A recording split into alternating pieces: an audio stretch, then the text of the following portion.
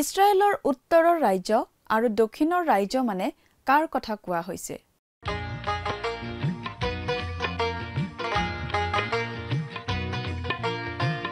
আজিৰে পবিত্ৰ ক্ষণতে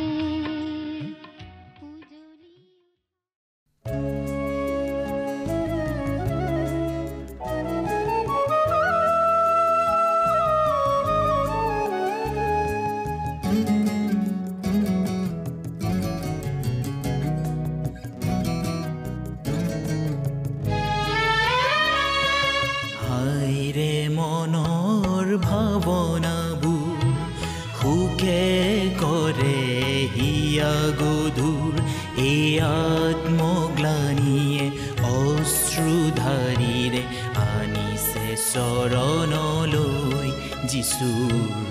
হাইৰে মনৰ ভাৱনাবোৰ সুকে কৰে হিয়া গধুৰ এই আত্মগ্লানিয়ে অশ্ৰুধাৰীৰে আনিছে চৰণলৈ যিচুৰ। হাইৰে মনৰ ভাৱনাবোৰ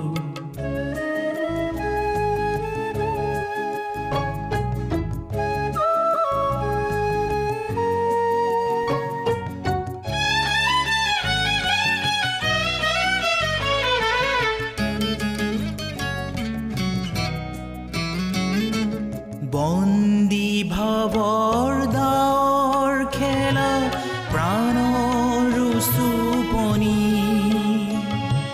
মিথ্যা ভৰসাৰ আশাইৰি যিচুতে পাওঁ মুক্তি মোৰ মুক্তি কামনাৰ মুক্তি নিবেদন। নমস্কাৰ, আমাৰ ভক্তিবচন অনুষ্ঠানলৈ আপোনাক স্বাগতম জনাইছোঁ। খ্ৰীষ্টীয় বিশ্বাসী লোকসকলৰ বাবে বিশেষভাৱে প্ৰস্তুত কৰা এই ভক্তিবচন অনুষ্ঠানটো হৈছে বাইবেল অধ্যয়নৰ ধাৰাবাহিক অসমীয়া অনুষ্ঠান। বাইবেলৰ গোটেই ৬৬খন পুস্তকৰে আমি ইয়াত অধ্যয়ন কৰিম।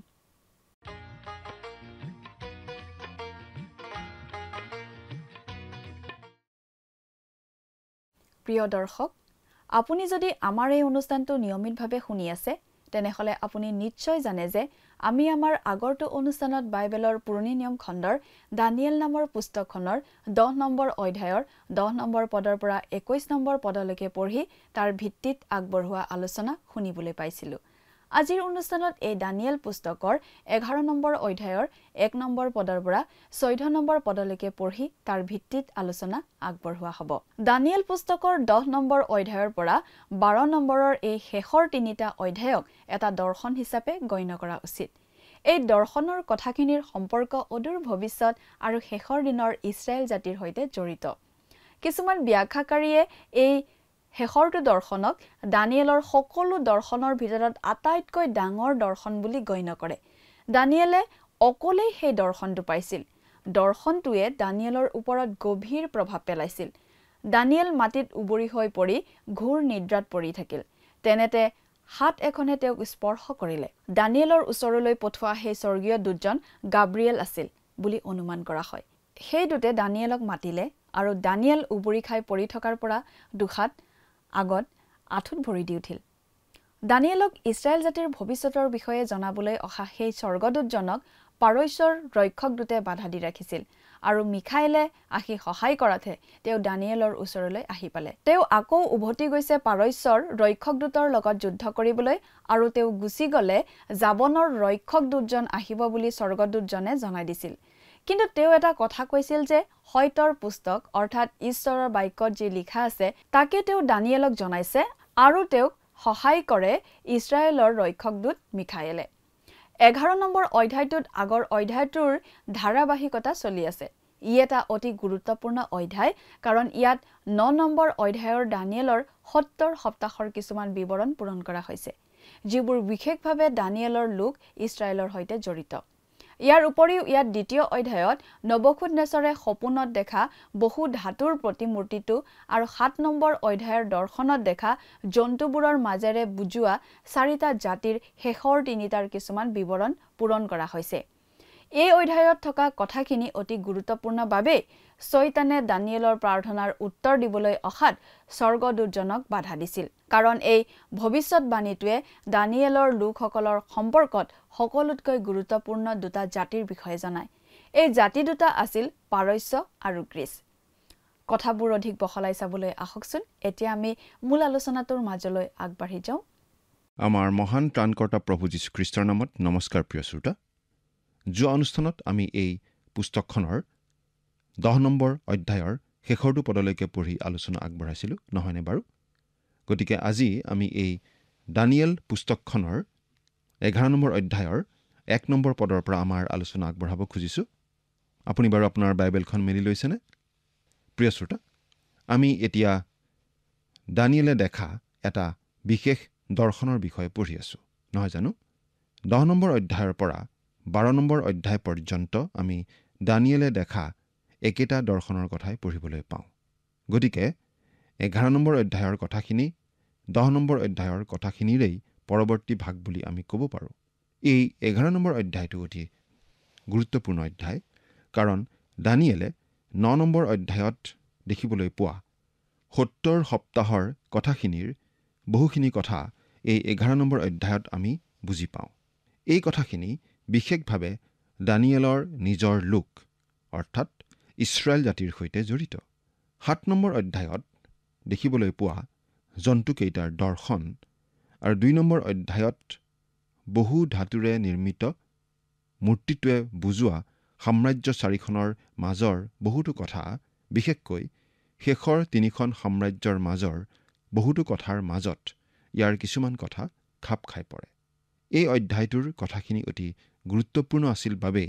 দানিয়েলৰ আগত এই কথাবোৰ জনাবলৈ অহা স্বৰ্গদূতজনক শয়তানে বাধা দিবলৈ চেষ্টা কৰিছিল কাৰণ এই কথাখিনি আছিল সেই দুখন সাম্ৰাজ্যৰ সৈতে জড়িত যি দুখন সাম্ৰাজ্য দানিয়েলৰ স্বজাতীয় লোকবিলাকৰ ক্ষেত্ৰত অতি গুৰুত্বপূৰ্ণ আছিল আৰু সেই সাম্ৰাজ্য দুখন হৈছে পাৰস্য আৰু গ্ৰীক সাম্ৰাজ্য এই 11 নম্বৰ অধ্যায়টোৰ আন এটা গুৰুত্বপূৰ্ণ কথা এয়েই যে ই পুৰণি নিয়ম আৰু নতুন নিয়মৰ মাজৰ সময়খিনিৰ অলপ আভাস আমাক দিয়ে নতুন নিয়ম আৰু পুৰণি নিয়মৰ মাজৰ সময়ছোৱাক প্ৰায়েই নীৰৱ সময় বুলি কোৱা হয় কিন্তু আচলতে এই কথা সম্পূৰ্ণ শুদ্ধ নহয় এই সময়খিনি আচলতে ইছৰাইল জাতিৰ বাবে অতি দুখ কষ্টৰ সময় আছিল তেওঁলোকে চিৰিয়া আৰু মিছৰ দুয়োখন দেশৰ হাতত নানা ধৰণৰ দুখ কষ্ট সহন কৰিবলগীয়া হৈছিল এই দুখন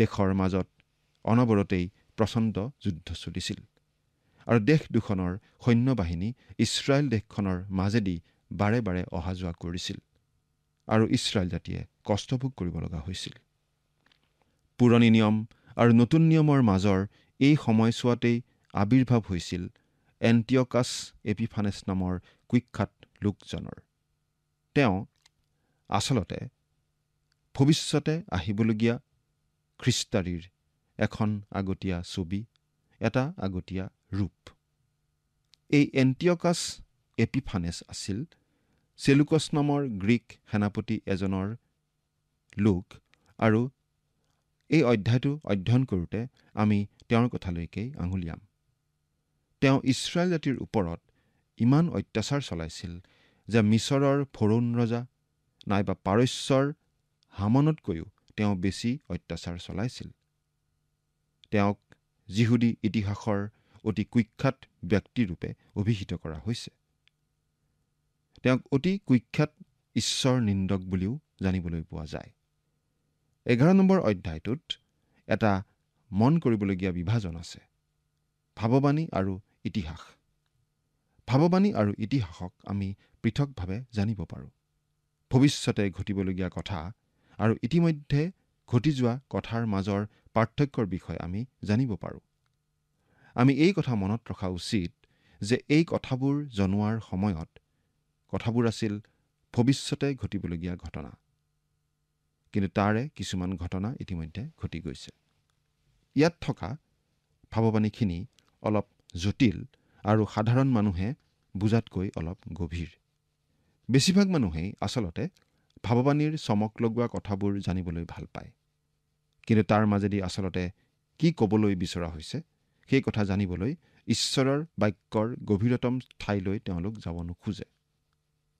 কিন্তু যদিহে আপুনি ভাৱবাণী গভীৰভাৱে আৰু বিশদভাৱে আলোচনা কৰি ভাল পায়, ভাৱবাণীৰ গভীৰ অধ্যয়ন আপুনি উপভোগ কৰে, তেতিয়াহ'লে ঈশ্বৰৰ বাক্যৰ এই গুৰুত্বপূৰ্ণ অংশখিনি অৰ্থাৎ দানিয়েলৰ এই 11 নম্বৰ অধ্যায়ৰ কথাখিনি পঢ়ি আপুনি বেছ ভালেই পাব। এই ভাৱবাণীখিনিয়ে মাদিয়া পাৰ্চী আৰু গ্ৰীকসকলৰ সাম্ৰাজ্যৰ মাজত এখন সেতু গঢ়ি দিয়ে বুলি আমি ক'ব পাৰোঁ। এছিয়াৰ পৰা ইউৰোপলৈ এখন সাঁকো ইয়াত আমি দেখিবলৈ পাওঁ। বিশ্ব শক্তি এখন মহাদেশৰ পৰা আন এখন মহাদেশলৈ, প্ৰাচ্যৰ পৰা পাশ্চাত্যলৈ স্থানান্তৰিত হোৱা কথা আমি ইয়াত পাওঁ। এই কথাটো মনত ৰখা উচিত যে এই ভাৱবাণী আচলতে দানিয়েলৰ স্বজাতীয় লোক অৰ্থাৎ ইছৰাইল জাতিৰ সৈতে জড়িত। এই কথাখিনি ইছৰাইল জাতিৰ বাবে বিশেষভাৱে গুৰুত্বপূৰ্ণ আছিল, কাৰণ তেওঁলোক এই বিভিন্ন শক্তিসমূহৰ মাজত পৰি চেপেটা হ'ব লাগিব। এই সময়ছোৱা তেওঁলোকৰ বাবে অতি দুখ যন্ত্ৰণাৰ সময় হ'ব, এই বুলি এই ভাৱবাণীত আমি পাওঁ। এতিয়া বাইবেলৰ পৰা পাঠ কৰি দিব খুজিছোঁ 11 নম্বৰ অধ্যায়ৰ 1 নম্বৰ পদ। দানিয়েল 11 নম্বৰ অধ্যায়ৰ 1 নম্বৰ পদ পাঠ কৰি দিম। আৰু মাদিয়া দৰিয়াবছৰ ৰাজত্বৰ প্ৰথম বছৰত ময়েই তেওঁক সুস্থিৰ আৰু সবল কৰিবলৈ থিয় হৈছিলোঁ। এই কথা কৈছে সেই স্বৰ্গদূতজনে। ইয়াত কথা কৈ থকা সেই স্বৰ্গদূতজন দানিয়েলৰ আগলৈ আহিছিল আৰু দানিয়েলক এই কথাবোৰ তেওঁ জনাই আছিল। এয়া 10 নম্বৰ অধ্যায়ত পোৱা কথাই আচলতে ইয়াত চলি আছে। সেই স্বৰ্গদূতজন হয়তো গাব্ৰিয়েলো হ'ব পাৰে। তেওঁৰ নামটো আমাক জনাই দিয়া হোৱা নাই। এয়া আছিল দৰিয়াবছ ৰজাৰ ৰাজত্বৰ সময়, আৰু এই সময়তেই দানিয়েলক সিংহৰ হাতত সোধাই দিয়া হৈছিল। সিংহৰ গাঁতত পেলাই দিয়া ঘটনাটো ঘটিছিল।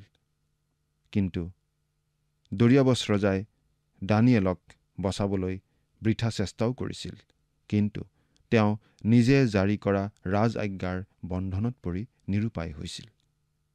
তথাপি তেওঁ দানিয়েলক এই বুলি কৈছিল, তুমি যিজনা ঈশ্বৰৰ সেৱা আৰাধনা কৰা তেওঁৱেই তোমাক ৰক্ষা কৰিব। স্বৰ্গদূতজনে কৈছে, ময়েই তেওঁক সুস্থিৰ আৰু সবল কৰিবলৈ থিয় হৈছিলোঁ।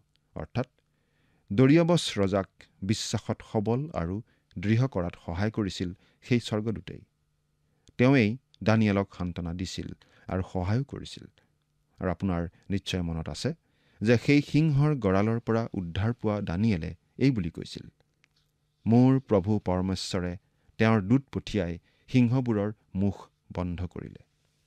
গতিকে এই দৰ্শনৰ কথাখিনি ইতিহাসৰ সেই সময়খিনিৰ সৈতে খাপ খাই পৰে। লগতে ইয়াত পোৱা আন কথা কিছুমানে পুৰণি নিয়ম আৰু নতুন নিয়মৰ মাজৰ সময়ছোৱাৰ কথাও আমাক জনায়। 2 নম্বৰ পদ, সেয়ে যি হওক এতিয়া মই তোমাক সত্য কথা জনাওঁ। চোৱা, পাৰস্য দেশত আৰু 3জন ৰজা উৎপন্ন হ'ব। পাছে চতুৰ্থ ৰজা সকলোতকৈ অধিক ধনৱান হ'ব, আৰু তেওঁ নিজ ধন সম্পত্তিৰে শক্তিমান হ'লে সকলোকে জাবন ৰাজ্যৰ বিৰুদ্ধে উচতাব। ইয়াৰ পৰা 34 নম্বৰ পদলৈকে এই শাস্ত্ৰাংশখিনি আচলতে আগতেই লিখি থোৱা ইতিহাসৰ এটা চমকপ্ৰদ উদাহৰণ। এই কথাবোৰ পাছত আখৰে আখৰে ফলিয়াইছিল, যেন বুৰঞ্জীখন আগতেই লিখি থোৱা হৈছিল। সেইকাৰণে কিছুমান সমালোচকে ক'ব খোজে যে এই ঘটনাবোৰ ঘটি যোৱাৰ পাছতহে কোনোবাই এই কথাবোৰ লিখিছিল। কিন্তু আমি জানো এয়া আছিল ঈশ্বৰৰ পৰা অহা ভাৱবাণী, আৰু সেইবাবে এইবোৰ কথা আখৰে আখৰে ফলিয়াইছিল। এই 11 নম্বৰ অধ্যায়টোত পোৱা ভাৱবাণীবোৰ ইমান বিশদভাৱে আৰু পুংখানুপুংখভাৱে দিয়া আছে, আৰু ইমান সঠিকভাৱে সেইবোৰ ফলিয়াইছে যে সাধাৰণ মানুহে, ঈশ্বৰ বিশ্বাস নকৰা মানুহে সেইবোৰ ঘটনা ঘটাৰ আগতেই কথাবোৰ লিখা হৈছিল বুলি মানি ল'বলৈ টান পায়। তেনেকুৱা মানুহবিলাকে ক'ব খোজে যে এই ঘটনাবোৰ সঁচাসঁচিকৈ ঘটি যোৱাৰ পাছতহে এইবোৰ লিপিবদ্ধ কৰা হৈছিল। এনেধৰণৰ মন্তব্য আগবঢ়োৱা সমালোচকসকলক আমি আচলতে অতি ঠেক মনৰ মানুহ বুলিহে ক'ব লাগিব। তেওঁলোকে নিজকে উদাৰপন্থী বুলি হয়তো চিনাকি দিব পাৰে, কিন্তু তেওঁলোকে ঈশ্বৰৰ বাক্যৰ বিষয়ে অতি ঠেক মনোবৃত্তি এটাহে ৰাখে। অলপো বহল মনৰ লোক তেওঁলোক নহয়। এই বিষয়ে এজন বিখ্যাত লোকে এটা ঘটনা এনেদৰে বৰ্ণাইছে। তেওঁক এবাৰ এজন লোকে এনেদৰে কৈছিল, মহাশয়, মই আপুনি প্ৰচাৰ কৰা ৰেডিঅ' অনুষ্ঠানটো মাজে মাজে শুনো। তেওঁ এনে ভাৱত কথাখিনি কৈছিল যেন সেই অনুষ্ঠান শুনি তেওঁ কিবা অনুগ্ৰহহে দেখুৱাইছে। তাৰ পাছত তেওঁ এই বুলি কৈছিল, আপুনি ভাৱবাণী গ্ৰহণযোগ্য বুলি মানে যেন অনুমান হয়। উদাহৰণস্বৰূপে দানিয়েল পুস্তকখনৰ কথাকেই ধৰক। তেতিয়া সেই বিখ্যাত লোকজনে সেই মানুহজনক প্ৰশ্ন কৰিছিল, আপুনিনো কিহৰ ভিত্তিত ক'ব খোজে যে দানিয়েল পুস্তকখনৰ কথাখিনি আক্ষৰিক অৰ্থত ফলিওৱা নাই? নাইবা এই ঘটনাবিলাক ঘটি যোৱাৰ পাছতহে পুস্তকখন লিখা হৈছিল বুলি? তেতিয়া সেই মানুহজনে এই বুলি উত্তৰ দিছিল, অতি সহজ কথা। আমি জানো যে অলৌকিক ঘটনা ঘটাটো সম্ভৱ নহয়। কোনো অলৌকিক ঘটনা কেতিয়াও ঘটিব নোৱাৰে। গতিকে ঘটনাবোৰ ঘটাৰ আগতেই এইবোৰ ঘটিব বুলি যদি লিখা হৈছিল, তেনেহ'লে সেইটো হ'ব একেবাৰে অলৌকিক কথা। কিন্তু সেইটো সম্ভৱ নহয়। গতিকে এই কথাবোৰ নিশ্চয় ঘটনাবোৰ ঘটি যোৱাৰ পাছত লিখা হৈছিল। এতিয়া কথা হ'ল, সেই মানুহজন আচলতে উদাৰপন্থী নে ঠেক মনৰ মানুহ? নিশ্চয় ঠেক মনৰ মানুহ। কাৰণ তেওঁৰ মতটোকেই সঁচা বুলি তেওঁ ধৰিছিল। কোনো ধৰণৰ অলৌকিক কথা কেতিয়াও নঘটে বুলি তেওঁ ধৰি লৈছিল। মুঠতে এই অধ্যায়ৰ কথাখিনি ঘটনা ঘটাৰ আগতেই লিখা, অৰ্থাৎ ইতিহাস হোৱাৰ আগতেই লিখা ইতিহাস বুলি আমি ক'ব পাৰোঁ। আৰু বিভিন্ন পণ্ডিতে নানা ধৰণে গৱেষণা কৰি এইটো নিশ্চিতভাৱে জনাইছে যে সঁচাকৈয়ে এই কথাবোৰ দানিয়েলৰ দিনতেই লিখা হৈছিল। আৰু ইয়াত লিখা ধৰণেই কথাবোৰ পাছত আখৰে আখৰে ফলিয়াইছিল। তাৰমানে আমি এই বুলিও ক'ব পাৰোঁ যে আমি এতিয়া কিছুমান অলৌকিক কথা অধ্যয়ন কৰিবলৈ আগবাঢ়িছোঁ। আমি এই কথাটোও বুজি পাওঁ যে দানিয়েল ভাৱবাদীক ইয়াত যিবোৰ কথা জনাই দিয়া হৈছে সেইবোৰ ফলিওৱা দানিয়েলে দেখা নাপায়। কাৰণ দানিয়েলৰ জীৱনকালত সেইবোৰ নঘটে। গতিকে আচলতে এইবোৰ কথা লিখা হৈছিল সেইসকল লোকৰ সান্তনা আৰু উদগনিৰ বাবে, যিসকল লোক সেই ভয়ানক কালত বাস কৰিব লাগিব। তদুপৰি এই কথাখিনি সকলো যুগৰ বাবেই লিখি থোৱা হৈছিল। এই কথাৰ প্ৰমাণ হিচাপে যে ঈশ্বৰে আৰম্ভণিতেই শেষৰ কথা জানে। স্বৰ্গদূতজনে এই কথা জনাই দিছিল যে কুৰছ ৰজাৰ পাছত পাৰস্য দেশত 4জন উল্লেখযোগ্য ৰজাই শাসন চলাব। সেই ৰজা 4জন আজি আমি জানো। প্ৰথমজন হৈছে কেম্বিছেছ, 529 খ্ৰীষ্টপূৰ্ব। দ্বিতীয়জন হৈছে চিউডোস্মেৰডিছ, 522 খ্ৰীষ্টপূৰ্ব। তৃতীয়জন হৈছে ডেৰিয়াছ হিষ্টাস্পিছ, 521 খ্ৰীষ্টপূৰ্ব। আৰু চতুৰ্থজন হৈছে জেৰেক্সেছ। তেওঁৱেই খ্ৰীষ্টপূৰ্ব 480 চনত গ্ৰীক দেশ আক্ৰমণ কৰিছিল। তেওঁ পৰাস্ত হৈছিল আৰু মাদিয়া পাৰ্চীসকলে আৰু কেতিয়াও বিশ্ব শাসন কৰিবলৈ চেষ্টা চলোৱা নাছিল। আমি ভাবোঁ এই জেৰেক্সেছ ৰজাই আছিল আমি ইষ্টেৰ পুস্তকত পোৱা অহচৰছ ৰজা। তেওঁ অতি ধনী ৰজা আছিল আৰু এই কথা এই ভাৱবাণীতেই জনাই থোৱা হৈছিল।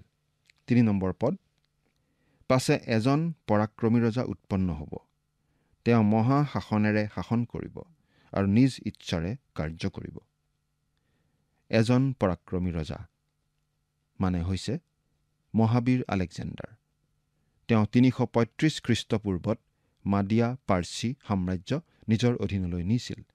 তেওঁ পাৰস্যক দমন কৰিছিল আৰু নিজে বিশ্ব সম্ৰাট হৈছিল।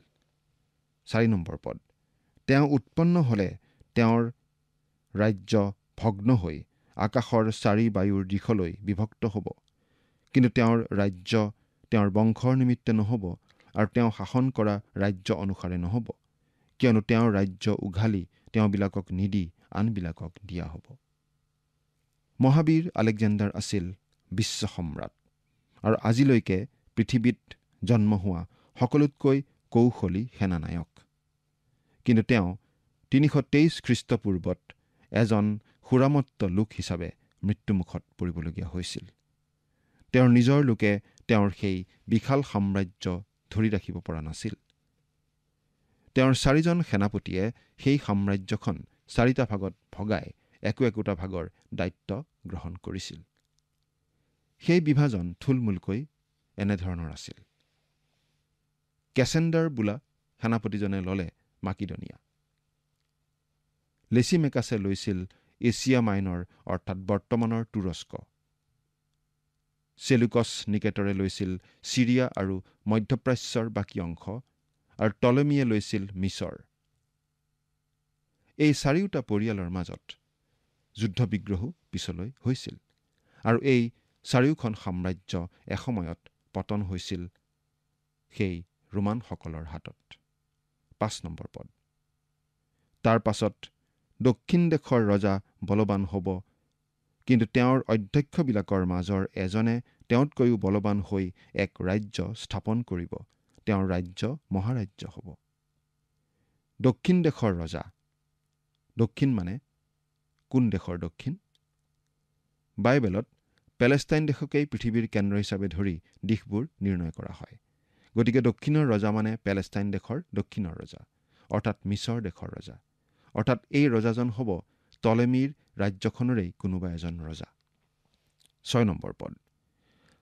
আৰু কেইবছৰমানৰ পাছত তেওঁবিলাকে মিতিৰ পাতিব আৰু সন্ধিৰ নিয়ম স্থিৰ কৰিবৰ নিমিত্তে দক্ষিণ দেশৰ ৰজাৰ জীয়েক উত্তৰ দেশৰ ৰজাৰ ওচৰলৈ যাব। কিন্তু সেই কন্যাই নিজ বাহুবল ৰক্ষা নকৰিব, আৰু সেই দক্ষিণ দেশৰ ৰজা ও তেওঁৰ বাহুবল স্থায়ী নহ'ব। কিন্তু সেই কন্যাক, তেওঁক নিয়াবিলাকক, তেওঁক জন্ম দিয়াজনক আৰু সেই সময়ত তেওঁক গ্ৰহণ কৰাজনক আপদত সমৰ্পণ কৰা হ'ব। উত্তৰ দেশৰ ৰজা মানে পেলেষ্টাইনৰ উত্তৰ, গতিকে চেলুকছৰ বংশৰ কোনোবা এজন হ'ব লাগিব। এই পদটোৰ কথাখিনিয়ে আমাক আগবঢ়াই লৈ আহে 250 খ্ৰীষ্টপূৰ্বমানলৈকে। যদিও সঠিক সময় সম্বন্ধে ইতিহাসবিদসকলৰ অলপ মতানৈক্য আছে, তথাপি তেওঁলোকে এই কথাত একমত যে সেই সময়ছোৱাত বিশ্বৰ দৰবাৰত এনে কিছুমান ঘটনা ঘটিছিল যিবোৰে এই ভাৱবাণীটো সঠিকভাৱে ফলিয়াইছিল বুলি প্ৰমাণ কৰে। দুয়ো দেশৰ মাজত চলি থকা যুদ্ধবিগ্ৰহ সাম কটাবৰ কাৰণে মিছৰৰ শাসক টলেমাছ ফিলাডেলফাছে নিজৰ জীয়েক বাৰ্নিছক চিৰিয়াৰ শাসক এণ্টিয়কাছ থিয়ছলৈ বিয়া দিছিল। এণ্টিয়কাছে ইতিমধ্যেই লাওডিছক বিয়া কৰাইছিল, কিন্তু তেওঁলোকৰ বিবাহ বিচ্ছেদ হৈছিল।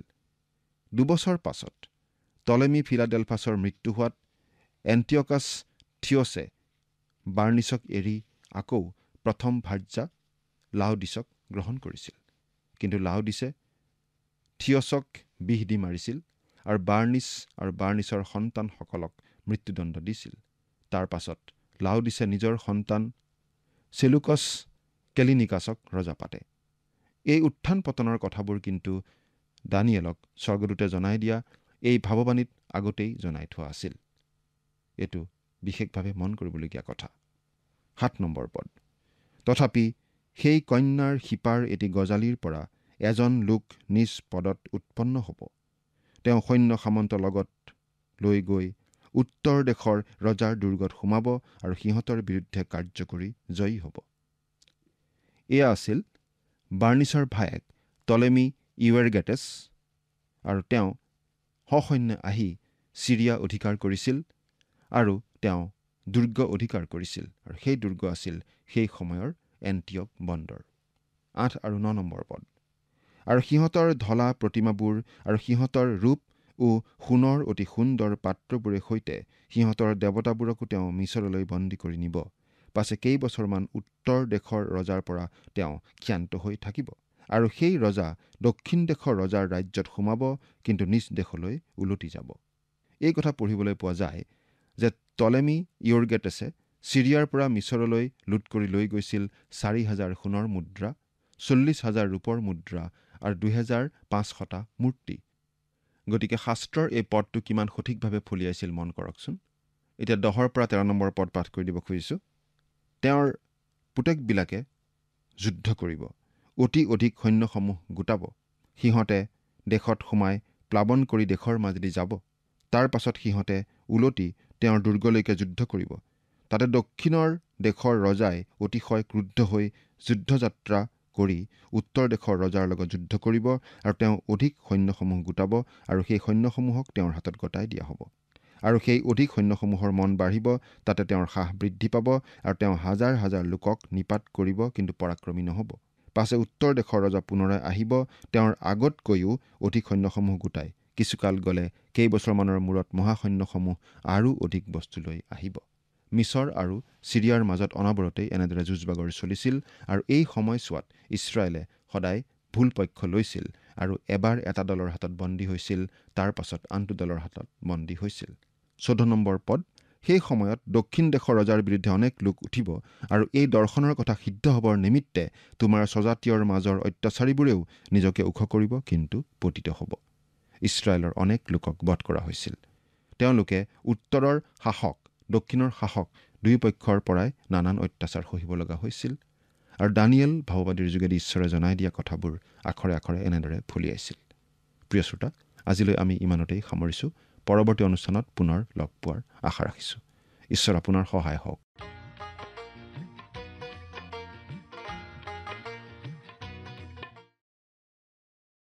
দানিয়েলক জনাই দিয়া কথাবোৰৰ কিছুমান ইতিমধ্যেই ফলিয়াইছে, কিছুমান ভৱিষ্যতে ফলিয়াবলগীয়া আছে। ভৱিষ্যতবাণী অনুসাৰে দক্ষিণৰ ৰাজ্য মিছৰ আৰু উত্তৰৰ ৰাজ্য ছিৰিয়াৰ মাজত সঘনাই যুদ্ধ হৈছিল। মিছৰৰ সৈন্যবাহিনীয়ে ছিৰিয়াৰ পৰা অজস্ৰ সোণ, ৰূপ আৰু প্ৰতিমা আদি লুট কৰি লৈ গৈছিল। শাস্ত্ৰত লিখি থোৱা কথা আখৰে আখৰে ফলিয়াইছিল। মিছৰ আৰু ছিৰিয়াৰ মাজত সঘনাই যুদ্ধ হৈছিল আৰু এই যুদ্ধবোৰত ইছৰাইল জাতিয়ে যথেষ্ট কষ্ট ভুগিবলগীয়া হৈছিল, কাৰণ তেওঁলোকে বাৰে বাৰে ভুল পক্ষক সমৰ্থন কৰিছিল। গতিকে তেওঁলোকক এবাৰ এটা পক্ষই বন্দী কৰি নিছিল, আনবাৰ আনটো পক্ষই বন্দী কৰি নিছিল। ইছৰাইলৰ অসংখ্য লোকৰ মৃত্যু হৈছিল। প্ৰিয় দৰ্শক, আজিলৈ আমাৰ অনুষ্ঠানটো ইমানতে সামৰণি মাৰিব খুজিছোঁ। পৰৱৰ্তী অনুষ্ঠানত আপোনালোকক পুনৰ লগ পোৱাৰ আশা ৰাখিছোঁ। সামৰণিতে আহকচোন খন্তেক প্ৰাৰ্থনাত মূৰ দুৱাওঁ। স্বৰ্গত থকা অতি মৰমীয়াল দয়ালু পিতৃ ঈশ্বৰ, প্ৰভু তোমাক ধন্যবাদ দিছোঁ। সুন্দৰ সময় প্ৰভু তুমি আমাক দিয়াৰ বাবে, তোমাৰ পবিত্ৰ বাক্য অধ্যয়নৰ বাবে। দয়ালু মৰমীয়াল পিতৃ ঈশ্বৰ, এইমতে প্ৰাৰ্থনা কৰিছোঁ প্ৰতিজন দৰ্শকসকলৰ বাবে। তুমি তেওঁলোকক প্ৰভু তোমাৰ বাক্য বুজাত সহায় কৰা আৰু আজিৰ তোমাৰ পবিত্ৰ বাক্য অধ্যয়নৰ যোগেদি প্ৰভু, যদি কোনো সন্তানে তেওঁলোকে নিজৰ জীৱনটো সলনি কৰিব বিচাৰিছে বা সিদ্ধান্ত লৈছে প্ৰভু সম্পূৰ্ণৰূপে সলনি হোৱাত তেওঁলোকৰ জীৱন, প্ৰভু তুমি আশীৰ্বাদ কৰিবা, যাতে প্ৰভু সেইমতে তেওঁলোকে কৰা সিদ্ধান্তত প্ৰভু অটল হৈ থাকিব পাৰে আৰু বিশ্বাসত যাতে প্ৰভু তেওঁলোকে বৃদ্ধি পাই গৈ থাকিব পাৰে, তেনে আশীৰ্বাদ প্ৰভু তুমি দান কৰিবা। দয়ালু মৰমীয়াল পিতৃ ঈশ্বৰ, আৰু তেওঁলোকৰ সকলো প্ৰয়োজনসমূহ তুমি পূৰণ কৰিবা। এই সকলো যাচনা মহান ত্ৰাণকৰ্তা প্ৰভু যীশুখ্ৰীষ্টৰ নামত অৰ্পণ কৰিলোঁ। আমেন। যোৱা অনুষ্ঠানৰ প্ৰশ্নটোৰ শুদ্ধ উত্তৰটো হৈছে অপশ্যন এ, মিখাইল। আজিৰ অনুষ্ঠানৰ ওপৰত আধাৰিত প্ৰশ্নটো হৈছে দাৰিয়াবছ ৰজাক বিশ্বাসত সবল আৰু সুস্থিৰ কৰিবলৈ কোনে থিয় হৈছিল? Option A, Daniel, option B, স্বৰ্গদূত, অপশ্যন চি, ঈশ্বৰ, অপশ্যন ডি, নবুখদনেছৰ ৰজা। প্ৰিয় দৰ্শক, আজিৰ প্ৰশ্নৰ সঠিক উত্তৰটো অহাকালি সন্ধিয়া 6 বজাৰ আগেয়ে আপোনাৰ নাম আৰু সম্পূৰ্ণ ঠিকনাৰে সৈতে আমালৈ 7429840242 নম্বৰত SMS নাইবা হোৱাটছআপ যোগে প্ৰেৰণ কৰক। প্ৰিয় দৰ্শক, যদি আপোনাৰ এই অনুষ্ঠানটি শুনি ভাল লাগিছে, তেনেহ'লে এই নম্বৰত এটি মিছ কল দিয়ক। ইয়াৰ যোগেদি আপুনি পৰৱৰ্তী অনুষ্ঠানত বিজয়ী হ'ব পাৰে।